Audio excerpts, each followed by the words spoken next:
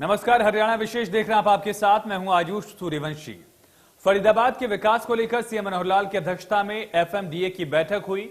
इसमें 20 साल तक के लिए फरीदाबाद के विकास का रोडमैप तैयार किया गया। बैठक में पानी सप्लाई के नेटवर्क को लेकर चर्चा हुई। सिटी बस सर्विस के रूट में तय किए जाएंगे। बैठक को ग्रेटर फरीदाबाद को फरीदाबाद से जोड़ने पर भी चर्चा हुई। और एफएमडीए की बैठक के बाद सीएम एचएसवीपी कन्वेंशन सेंटर पहुंचे। सीएमआर के प्रतिनिधियों के साथ फरीदाबाद के विकास को लेकर चर्चा की। सीएम ने स्वच्छता अभियान के तहत चलने वाले ई रिक्शा को भी हरी झंडी दिखाकर रवाना किया। पौधारोपण कर ग्रीन फरीदाबाद क्लीन फरीदाबाद का संदेश भी दिया। इसके बाद सीएम ने कई जगहों पर औचक निरीक्षण किया है। सूरजकुंड रोड पर बड़खल के पास मुख्यमंत्री रुके और रोड के सौंदर्यीकरण के आदेश भी सीएम की तरफ से दिए गए।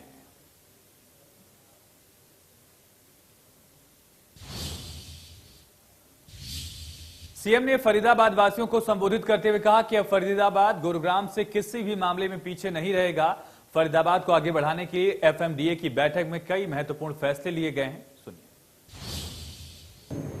डेवलपमेंट के नाते से कुछ व्यवस्थाएं सरकार ने की हुई है। अलग अलग संस्थान, अलग अलग ऑर्गेनाइजेशंस वहां विकास करती हैं। जैसे हमारे यहाँ एचएसवीपी, जिसका पुराना नाम हुडा है, ऐसे ही हमारी म्युनिसिपल कॉर्पोरेशन एमसीएफ वो कुछ विकास के काम करते हैं। एचएसआईडीसी वो अपने नाते से कुछ काम करते हैं। और अभी तो स्मार्ट सिटी का जो हमारा एक कंपनी है, स्मार्ट सिटी का जेवी, वो जो जेवी बना है ज्वाइंट वेंचर, उस नाते से उनके जिम्मे भी कुछ काम है। कहीं कहीं पीडब्ल्यूडी की सड़कें पुराने समय बनती थी, कहीं ग्रामीण क्षेत्र के अंदर मार्केटिंग बोर्ड वो अपनी सड़कें बनाता है। तो जो मल्टीप्लिसिटी ये जो ऑर्गन्स की हो गई है, इससे कई बार आपसी तालमेल में कठिनाई आती है।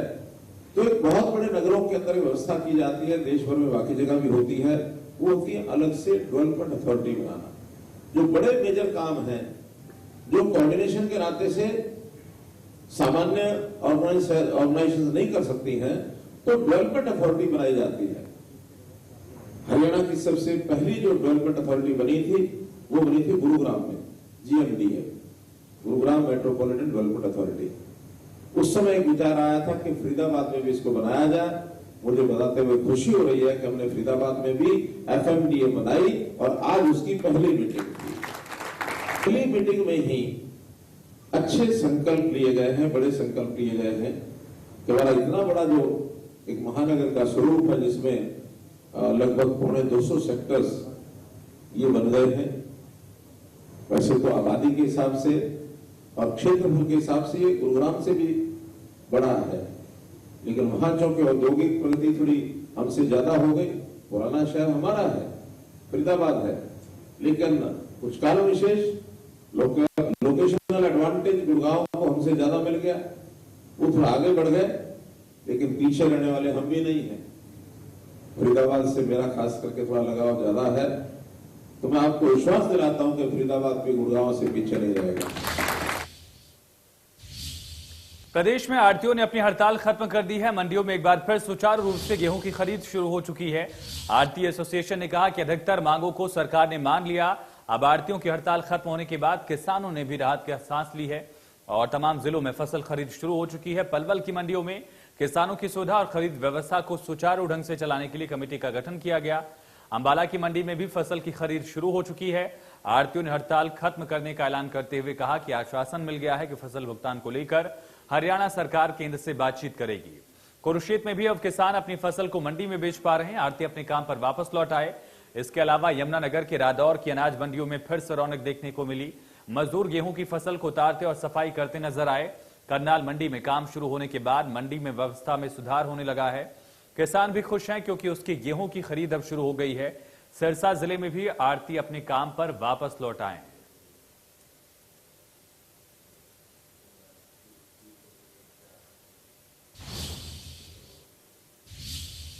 दिल्ली बॉर्डर पर 3 कृषि कानूनों को रद्द कराने की मांग को लेकर 136 दिन से किसान आंदोलन कर रहे हैं।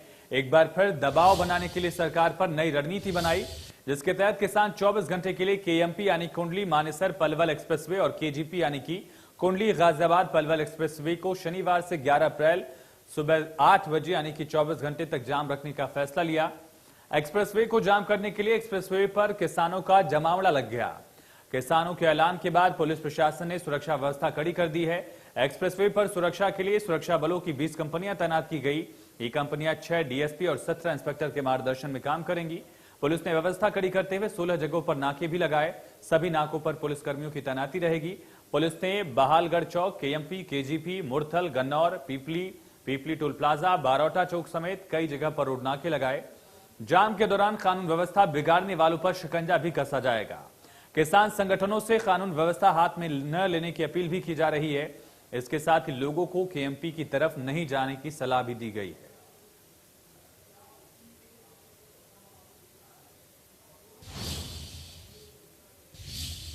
आढ़तियों की हड़ताल खत्म होने के बाद कृषि मंत्री जेपी दलाल ने कहा कि सरकार किसान और आढ़ती दोनों के साथ है और फसल खरीद के लिए मंडियों में पर्याप्त व्यवस्था की गई है। इसके अलावा कृषि मंत्री ने कहा कि पूरे देश में हरियाणा पहला ऐसा प्रदेश होगा जहां किसानों के खाते में सीधे 100% पेमेंट जाएगी। कृषि मंत्री जेपी दलाल से खास बातचीत की हमारे संवाददाता दीपक शर्मा ने सुनी। हरियाणा में किसानों के मुद्दे पर चर्चा करने के लिए हमारे साथ है कृषि मंत्री हरियाणा जयप्रकाश दलाल जी।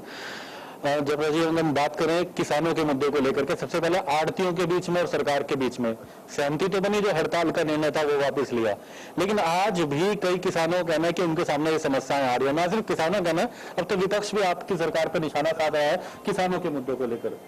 सबसे पहले तो मैं पूरे हरियाणा के आढ़ती भाइयों का धन्यवाद अदा करता हूँ कि उन्होंने हड़ताल में ना जाने का फैसला किया और एक हमारी मांग जो अटकी हुई थी किसान को सीधे पेमेंट करने की, उसमें उन्होंने अपनी सहमति जताई। और ये एक बहुत ही बड़ा किसान हितैषी फैसला है कि हरियाणा पहला प्रदेश होगा इसके अंदर जो 100% पेमेंट किसान के खाते में जाएगी। इससे पहले भी 3-4 साल से हम इस मुद्दे पे चर्चा होती रहती थी, धीरे धीरे करके कुछ परसेंटेज बढ़ाए जा रहे थे, लेकिन इस बार हमारा लक्ष्य जो है कि 100% पेमेंट जो है खाते में जाए और जल्दी से जल्दी जाए। तो उस दिशा में हमारे आढ़ती भाइयों ने जो बड़पन दिखाया है, मैं उनका शुक्रगुजार हूँ। आढ़तियों को तो अगर उन्होंने अपना बड़पन दिखाया आपको, उन्होंने अपनी हड़ताल भी हड़ताल जाने का मना करा, उससे रद्द करा, लेकिन किसानों के उठान के मुद्दे की बात, फसलों के उठान के मुद्दे की बात करें, किसानों का कहना आज भी उनके सामने समस्या है, टोकन नहीं लग रहे हैं, पोर्टल सही काम नहीं कर रहा है, ये उनका कहना है। उनका कहना है कि जाते हैं तो उधर जगह तक नहीं है क्योंकि उठान नहीं हो रहा है। देखिए, जब भी व्यवस्थाएं बनती हैं, पहले के दिन कुछ दिन 2-3 दिन 4 दिन छोटी मोटी दिक्कतें आती हैं। हर मंडी के ऊपर हमने सब एसडीएम स्तर के, तहसीलदार स्तर के, डिप्टी कमिश्नर वो लगा दिए। जिले के लेवल पर जो हमारे एडिशनल चीफ सेक्रेटरी या प्रिंसिपल सेक्रेटरी के लेवल के अधिकारी लगा गए हैं। और थोड़ी सी दिक्कत थी शुरू में, जो आढ़ती भाई पूरा सहयोग नहीं कर रहे थे। अब ये किसी तरह की दिक्कत नहीं रहेगी। और उठान की जो समस्या थी कॉन्ट्रैक्टर के माध्यम से, इस बार तो हमने प्रत्येक आढ़ती को नंबर दे दिया है कि इस नंबर पे आप घंटी मारो, आपके पास इतने ट्रक लोड है, आपको तुरंत ट्रक मिलेगा। और बाकायदा ये कंप्यूटराइज कर दिया सिस्टम कि कोई आढ़ती ट्रक मांगेगा तो पता लगेगा हमें कितने घंटे बाद उसको ट्रक मिला। तो कहीं पर किसी तरह के लैप्सेस होंगे तो वो दूर कर दिए जाएंगे। और इस बार जो हमारी 10 दिन पहले हमने प्रोक्योरमेंट शुरू की थी, 8 लाख से ज़्यादा मीट्रिक टन गेहूँ आ भी चुका है। और सरसों तो हमारे एमएसपी से ऊपर बिक रही है, व्यापारी भाई ले रहे हैं। सरकार का जो एमएसपी का रेट है 4650 रुपये, 5200, 5300, 5400 इस तरह के रेटों पर सरसों बिक रही है। हम खुश हैं। हमारा लक्ष्य ये है कि किसान को एमएसपी या उससे ऊपर पैसा मिले। तो एमएसपी से ऊपर किसान को सरसों का पैसा मिलता है, इस बात की हमें बहुत खुशी है। हरियाणा में वहीं किसान आंदोलन पर पूर्व बीजेपी अध्यक्ष सुभाष बराला का बयान सामने आया। बराला ने कहा कि किसान आंदोलन को काफी लंबा वक्त हो गया, लेकिन केंद्र सरकार जल्द किसानों की समस्या का समाधान निकालेगी। केएमपी और केजीपी को जाम करने पर सुभाष बराला ने कहा कि 24 घंटे का जाम लंबा समय होता है, इससे लोगों को भारी परेशानी होती है। सुनिए। बड़ा लंबा समय होता है, 24 घंटे लंबे नहीं है। आंदोलन भी काफी लंबा हमारे किसान भाइयों का हुआ है और इसकी तकलीफ केवल किसान भाइयों को नहीं है, हमारी हरियाणा सरकार है, केंद्र सरकार है, सब लोग इस तकलीफ को समझते हैं, आमजन की तकलीफ को, किसान की तकलीफ को। और इसीलिए बार बार सरकार की तरफ से बातचीत का निमंत्रण पूर्व में भी दिया गया। 12 दौर की बातचीत, चाहे वो अधिकारियों को मिलाकर के और केंद्रीय कृषि मंत्री को मिलाकर के हुई है। बातचीत इसलिए हुई है कि समस्या का समाधान हो। मैं समझता हूं कि आंदोलन बहुत लंबा हो गया है। अब जो राजनीति करने वाले लोग हैं उनके चेहरे भी सामने धीरे धीरे करके किसानों के आए हैं और किसानों के अलग अलग जो ग्रुप हैं इस आंदोलन के अंदर, वो इस बात को समझना भी उन्होंने शुरू किया है कि कहीं न कहीं इसके अंदर राजनीति भी हो रही है। और मुझे लगता है कि बहुत जल्दी आपस में दोनों पक्ष बैठेंगे, यानी कि केंद्र सरकार के प्रतिनिधि और हमारे किसान भाइयों के प्रतिनिधि, और बहुत जल्दी इस समस्या का समाधान निकलेगा, ये उम्मीद मैं कर सकता हूं। प्राइवेट स्कूल एसोसिएशन ने पहली से 8वीं कक्षा के स्कूलों को बंद नहीं करने का फैसला लिया। एसोसिएशन का कहना है कि सोमवार को हर हाल में स्कूल खोले जाएंगे। प्राइवेट स्कूल एसोसिएशन ने 30 अप्रैल तक स्कूल बंद करने के आदेश की निंदा भी की और तुरंत प्रभाव से आदेश को वापस लेने की मांग की है।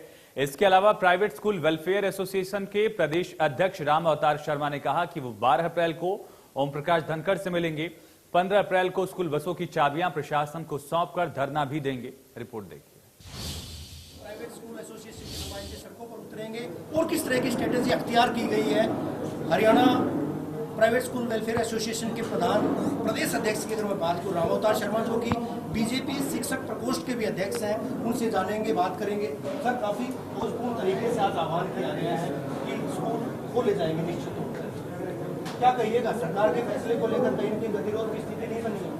देखो, गतिरोध हम नहीं चाहते किसी प्रकार का सरकार के साथ। हमने सरकार के आदेशों की पालना की है। कोरोना काल में जब सरकार का आदेश आया कि स्कूलों को बंद कर दिया जाए, हमने स्कूल तुरंत प्रभाव से बंद किया। हमने देखा कि महामारी है और ये वास्तविकता है, महामारी है। आज भी हम गतिरोध नहीं चाहते। जब सरकार बसों को चला रही है, जब सरकार रेलवे को चला रही है, जब सरकार ढाबे चला रही है, सरकार रेस्टोरेंट चला रही है, शराब के ठेके चला रही है, तो बच्चों के एजुकेशन के साथ इस तरह का खिलवाड़ सरकार क्यों करना चाहती है? हम इस बात की निंदा करते हैं। हमें बच्चों की एजुकेशन देखनी। हमें 1 साल से 1.5 साल से बच्चा घर बैठा है, तो घर पे बैठे बैठे बच्चा शिक्षा पूरी तरह से नहीं ले पा रहा है। तो आपको लगता है कि कोरोना नहीं है हरियाणा में? रवि जी, कोरोना है, पर प्राइवेट स्कूल सोशल डिस्टेंसिंग का और WHO के जो भी नियम है उनको पूरी तरह से निर्वहन करते हुए हम सोशल डिस्टेंस भी रखते हैं स्कूलों में। और आजकल बच्चों का एडमिशन का टाइम है, हमारी क्लासें नहीं लग रही हैं। और आपने गवर्नमेंट स्कूलों की बात करी, सरकारी स्कूलों की बात करी, तो हमारा सेशन तो 1 अप्रैल से स्टार्ट हो चुका है। गवर्नमेंट का तो अभी पुराने सेशन में चल रहे हैं, अभी तो गवर्नमेंट के एग्जाम चल रहे हैं। हमारा सेशन 1 अप्रैल से नया शुरू हो चुका है, वो तो अभी पिछले उसमें है। तो आपके बच्चों के एग्जाम नहीं हुए, 10वीं 12वीं की बात करें तो आप कैसे नए सेशन? 10वीं 12वीं हम छोटी क्लासों में 8वीं तक की बात हो रही है ना, 8वीं तक बोर्ड नहीं है, इसलिए हमने अपना सेशन 1 अप्रैल से स्टार्ट कर दिया। प्रदेश में 14 अप्रैल को बाबा साहेब भीमराव अंबेडकर की 130वीं जयंती मनाई जाएगी और इसके लिए अलग अलग जगहों पर खास मेहमानों की लिस्ट सामने आ चुकी है। आपको ग्राफिक्स के जरिए बताते हैं कि सीएम से लेकर डिप्टी सीएम और स्पीकर से लेकर डिप्टी स्पीकर के 7 अन्य खास मेहमान कहां किस कार्यक्रम में शामिल होंगे। तो प्रदेश में अलग अलग कार्यक्रम इसको लेकर आयोजित किए जाएंगे। कैथल में विधानसभा उपाध्यक्ष रणवीर सिंह गंगवा कार्यक्रम में शामिल होंगे। सीएम मनोहर लाल खुद सोनीपत में रहेंगे। बाबा साहेब की 130वीं जयंती रहेगी। इस मौके पर 14 अप्रैल को यह कार्यक्रम यहां पर आयोजित किया जाएगा।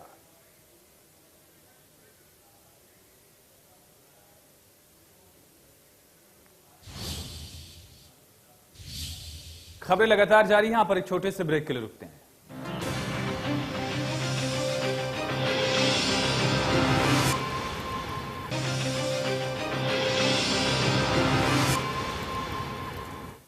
ब्रेक के बाद स्वागत है। किसानों के आंदोलन को लेकर केंद्रीय कृषि मंत्री नरेंद्र सिंह तोमर ने बयान दिया। उन्होंने कहा कि कोरोना को देखते हुए किसानों को अपना आंदोलन खत्म करना चाहिए। सरकार बातचीत के लिए तैयार है। सुनिए। देश भर के किसानों को कहना चाहता हूं, पूरे देश में कहीं भी किसानों के मन में असंतोष नहीं है।